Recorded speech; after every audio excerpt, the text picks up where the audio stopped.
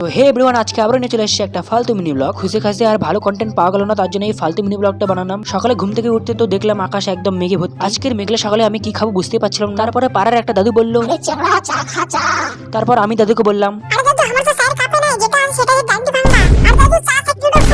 আবারও দাদু বলল,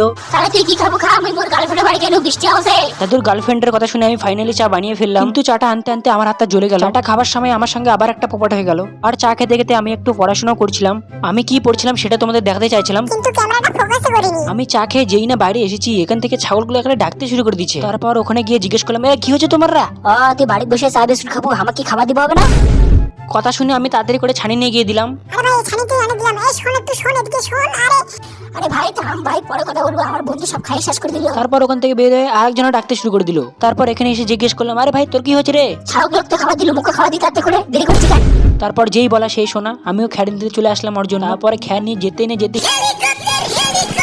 ঘুরিয়ে আকারে দিয়ে দিলাম ওকে খাতে। তারপর ওকে জিজ্ঞেস করলাম, আরে ঠিক আছে তো, ঠিক আছে তো? হ্যাঁ ভাই, একদম একদম ভাই। তো আজকের এই ফালতু ব্লগে এই সব জিনিস ছিল। তো ভালো লাগলে প্লিজ লাইক করে সাবস্ক্রাইব করে পাশে থাকবে।